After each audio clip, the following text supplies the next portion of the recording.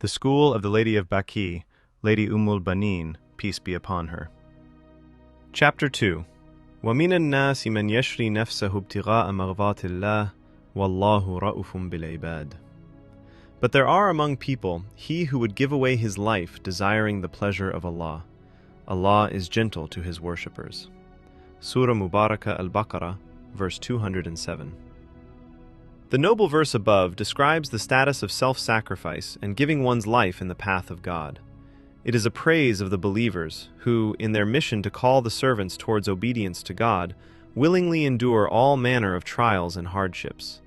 Such a person has no desire or will of their own against the command and will of their master, and remains in full submission to the Lord, as Imam Hassan al-Askari said, وَمِنَ النَّاسِ مَنْ يَشْرِي نَفْسَهُ يَبِيعُهَا ابْتِغَاءَ مَرْضَاتِ اللَّهِ. And the one who sacrifices his soul, that is, sells it in the path of God's pleasure, fulfills obedience to God and calls others to it, bearing every harm and hardship along the way. Such a person is like one who has traded away his life and surrendered it in exchange for attaining God's satisfaction, and so it no longer matters to him what trials may befall him thereafter. According to the commentaries, the word yashri in this noble verse signifies the offering of one's life, a profound act of self-sacrifice and great devotion, fida azim. Yashri nafsahu ay yabdhul al-ithar wal-fida al-azim. The great sacrifice, fida azim, has been manifested only in the Karbala of Aba Abdullah and Hussein. وَفَدَيْنَاهُ بِذِبْحٍ عَظِيمٍ. Surah As-Saffat, verse 107. Thus, the phrase yashri nafsa finds its most complete meaning in the land of Karbala.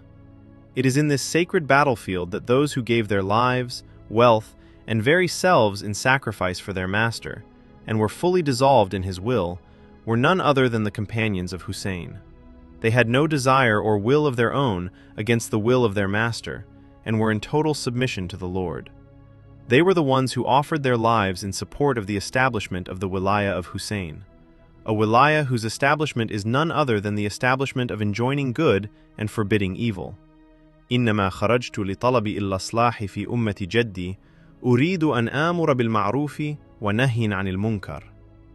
And Amir al-Mu'mineen Ali regarded the noble verse under discussion, and among the people is he who sells his soul, as referring to the one who is killed in the path of enjoining good and forbidding evil.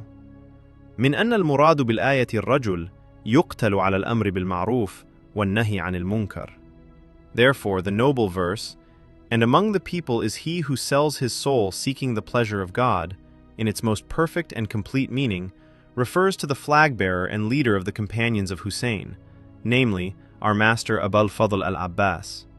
It was he who embodied the reality of self-sacrifice, offering his life and enduring trials and tribulations in the path of God. And this spirit of devotion and willingness to sacrifice was something he had learned at the sanctuary and care of his mother, Lady al-Banin, a noble lady who, through the light of ma'rifah and knowledge she possessed about the rank and status of the exalted Ahlul Bayt, sent her sons to the battlefield of Karbala to sacrifice themselves in the service of their Imam, Aba Abdullah al-Hussein.